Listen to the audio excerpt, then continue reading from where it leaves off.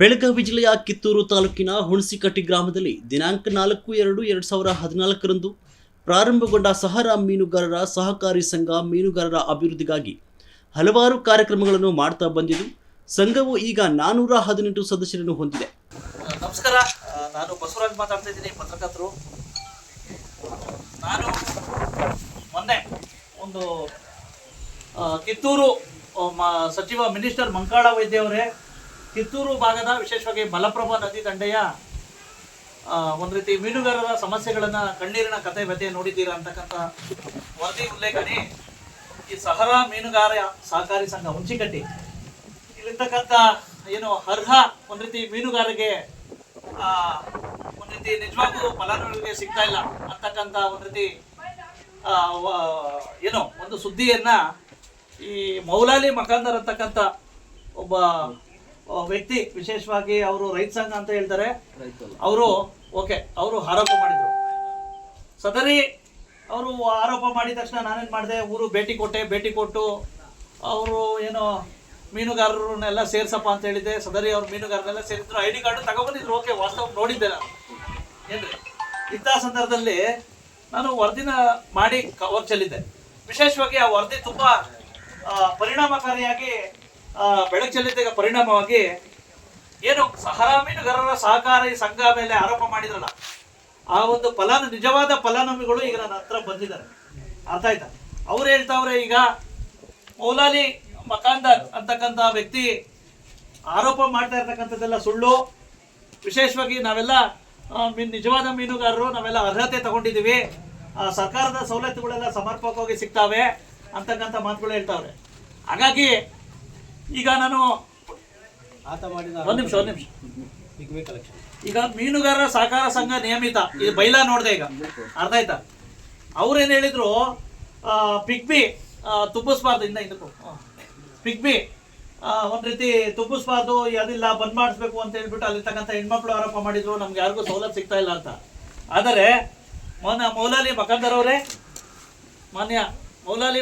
ಅವರೇ, ನೀವು ಮೀನುಗಾರರ ಸಹಕಾರ ಸಂಘ ಇದರ ಉಪವಿಭಾಗದಡಿ ಒಂದು ರೀತಿ ನೀವು ಬೈಲಾ ನೋಡಿದ್ದೀರಾ.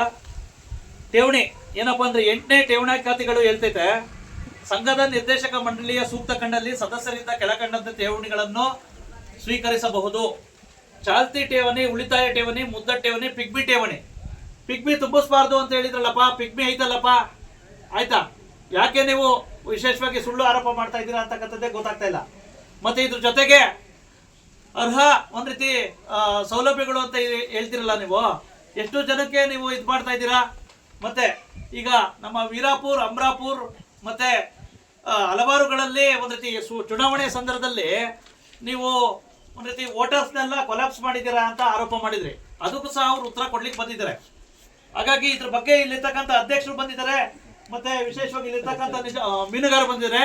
ಬನ್ನಿ, ಅವ್ರೇನ್ ಹೇಳ್ತಾರೆ ಬಗ್ಗೆ ಸಮಗ್ರವಾಗಿ ಚರ್ಚೆ ಮಾಡೋಣ. ಸರ್ಕಾರದ ಸವಲತ್ತುಗಳಾದ ಬಲೆ, ಹರಿಗೋಲು, ಮನೆ ಹಾಗೂ ಮೀನುಗಾರರಿಗೆ 12% ಬಡ್ಡಿ ದರದಲ್ಲಿ ಸಾಲವನ್ನು ನೀಡಿರುತ್ತೇವೆ. ಮುಂದೆ ಸಂಘಕ್ಕೆ ಸ್ವಂತ ಕಟ್ಟಡ ಕಟ್ಟುವ ಉದ್ದೇಶವಿದ್ದು, ಸಂಘದ ಅಭಿವೃದ್ಧಿ ಸಹಿಸದ ಮೌಲಾಲಿ ಯತೀಂ ಸಾಬ್ ಮುಖಾಂದರ್ ಇವರು ಸಂಘದ ಮೇಲೆ ಇಲ್ಲಸಲ್ಲದ ಆರೋಪ ಮಾಡ್ತಾ ಇದ್ದು, ಇಂತಹ ಆರೋಪಗಳು ಮುಂದುವರೆಸಿದರೆ ಇವರ ಮೇಲೆ ಕಾನೂನು ಕ್ರಮ ಕೈಗೊಳ್ಳಲಾಗುವುದು ಅಂತ ಸಂಘದ ಅಧ್ಯಕ್ಷರಾದ ಕುತುಬುದ್ದೀನ್ ದಸ್ತಗಿರಿ ಸಾಬ್ ಬೇವಿನಕೊಪ್ಪ ಇವರು ನಮ್ಮ ಸುದ್ದಿವಾಹಿನಿಗೆ ತಿಳಿಸಿರ್ತಾರೆ.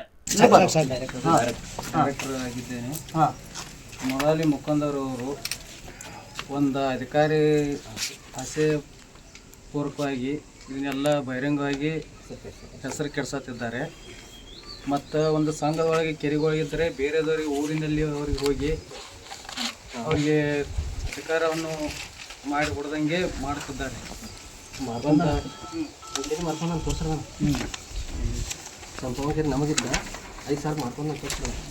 ಸಂಘದಲ್ಲಿರುವಂಥ ಸ್ವಂತ ಕೆರೆಯನ್ನು ವರ್ಷಕ್ಕೆ 5,000 ರೂಪಾಯಿ ಅಂತ ಕೊಡುವಂತೆ ಅಗ್ರಿಮೆಂಟ್ ಮಾಡಿಕೊಟ್ಟಿದ್ದಾನೆ. ಸಂಘಕ್ಕೆ ಗೊತ್ತಿಲ್ಲ ಇದು. ವರ್ಷಕ್ಕೆ 5,000 ರೂಪಾಯಿ ಅಂತ ಕೊಡ್ತಿದ್ದಾನೆ.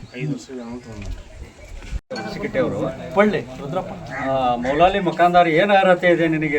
ರೈತ ನೀನು ನಿಜವಾದ ರೈತ ಆದ್ರೆ ಬಹಿರಂಗವಾಗಿ ಬಂದು ಹೇಳಿಕೆ ಕೊಡ್ಲಿ. ಅವ 1 ಗುಂಟೆ ಹೊಲ ಇಲ್ಲ, ಮತ್ತು ಅವಾಗ ರೈತಕಿ ಮಾಡುವ ಏನು ಒಂದು ಪದ್ಧತಿನೂ ಗೊತ್ತಿಲ್ಲ. ನಿಜವಾದ ರೈತ ನಾವು ಸುಮ್ಮನೆ ಕುಂತೇವೋ ಎಲ್ಲ ಸಂಘಟನೆ ಮಾಡೋದು ಸರ್ಕಾರದಿಂದ ಹಣ ತಿನ್ನೋದು, ಫ್ಯಾಕ್ಟ್ರಿಗಳಿಂದ ಹಣ ತಿನ್ನೋದು, ಇದನ್ನೆಲ್ಲ ಮಾಡ್ಕೊಂತಾನೆ ಆಫೀಸರ್ಗಳನ್ನೆಲ್ಲ ಅಧಿಕಾರಿಗಳನ್ನೆಲ್ಲ ಅಂಜಿಸ್ತಾ ನಡೆದಾನು. ಅವ್ರ ಟವಲ್ ಹಾಕೊಂಡು ಅಡ್ಡಾಡತಾನು. ಏನು ಅವ್ರು ರೈತ ಅಲ್ರ, ನಿಜವಾದ ರೈತರು ಬೇಕಾದ್ರೆ ಅವನು ಓನ್ಯಾಗ ಮನಿ ಐತಿ ನಂದು, ಅವಂದು ಬಂದ್ ನೋಡ್ರಿ, ನಮ್ದು ಬಂದ್ ನೋಡ್ರಿ. ಹೊಲ ಅವಂದ್ ಏನೈತೋ ಒಂದ್ ಏನ್ರ ಉತ್ತಾರ ಇದ್ರ ತೋರ್ಸನ್ರ. ಅವನು ಒಂದ್ PM ಕಿಸಾನ್ ಯೋಜನೆ ಏನ್ರ ಐತೆ ಹೊಂದಿದಾನೋ, ಮತ್ತೆ ಏನ್ರ ಒಂದ್ ಉತ್ತಾರ ಹೊಂದಿದಾನೋ, ಅವಂದ್ ಏನೈತೆ ಅನ್ನೋದನ್ನ ತೋರಿಸಿ ಗ್ಯಾಸ ಅವ ನಿಜವಾಗಿ ಟವಲ್ ಹಾಕೋಬೇಕವ. ಏನು ಅರ್ಹತೆನೇ ಇಲ್ಲ, ಅವ್ನ ರೈತನ ಅಲ್ರಿ. ಅದನ್ನ ಅಧಿಕಾರಿಗಳನ್ನ ಹೆದರ್ಸಾಕ ಅದೊಂದು ಹಾಕೊಂಡ್ ಅಡ್ಡಾಡ್ತಾನ. ಡೋಲ್ ಫ್ರೀ ಮಾಡ್ಕೊಳಕ್ ಇಂಥವೆಲ್ಲ ಸವಲತ್ತು ತಗೊಳಕ್ ಮತ್ ಇಷ್ಟೆಲ್ಲ ಇಟ್ಕೊಂಡ ಮಂದಿ ಹೊಳಕ್ ಇವೇನ್ ತೆಗಿತಾನ್ರಿ. ಗಳೆ ಹೊಡ್ಯಾಕ ಬರ್ತೈತೋ ಏನ್ ಮಾಡಾಕ್ ಬರ್ತೈತೋ ಬೇಕಾದ್ರೆ ನಮ್ಮನ್ನು ನೋಡ್ರಿ, ಅವನು ನೋಡ್ರಿ ಅಧಿಕಾರಿಗಳು ಬಂದ. ಯಾವ ರೈತನೂ ಅಲ್ಲ, ಏನೋ ಅವನ ಹೆಸರಲ್ಲಿ ಒಂದ್ ಗುಂಟೆ ಹೊಲಾನೂ ಇಲ್ಲ. ಈಗ ಮೊನ್ನೆ ಕವರ್ ಸ್ಟೋರಿ ಮಾಡಿದ್ವಲ್ಲ, ವಿಶೇಷವಾಗಿ ಈಗ ಬೈಲಾ ಪ್ರಕಾರ ಅದು ಒಂದ್ ರೀತಿ ತಪ್ಪಿದೆ ಅಂತ ಹೇಳ್ಬಿಟ್ಟು ಕಂಡು ಬರ್ತಾ ಇದೆ. ಅರ್ಥ ಆಯ್ತಾ? ವಿಶೇಷವಾಗಿ ಇಲ್ಲಿರ್ತಕ್ಕಂಥ ಮೀನುಗಾರಿದ್ದಾರೆ, ಫಲಾನುಭವಿಗಳಿದ್ದಾರೆ. ಈಗ ಮೌಲಾಲಿ ಮಕಾಂದರ್ ಅವರು ಈ ರೀತಿ ಆರೋಪ ಮಾಡಬಾರ್ದಾಗಿತ್ತು.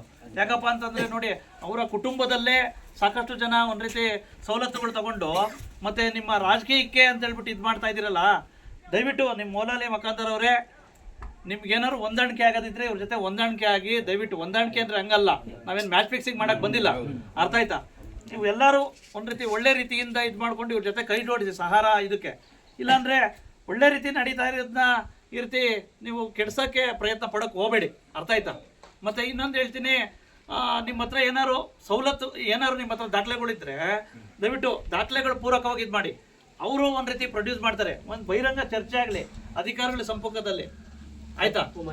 ಅಂತ ಹೇಳ್ಬಿಟ್ಟು ಇನ್ಮೇಲೆ ತಪ್ಪು ಮಾಹಿತಿ ದಯವಿಟ್ಟು ನಮ್ಮ ಮಾಧ್ಯಮದವ್ರಿಗೆ ದಯವಿಟ್ಟು ಕೊಡಕ್ ಹೋಗ್ಬೇಡಪ್ಪ. ಆಯ್ತಾ? ಆಯ್ತಾ?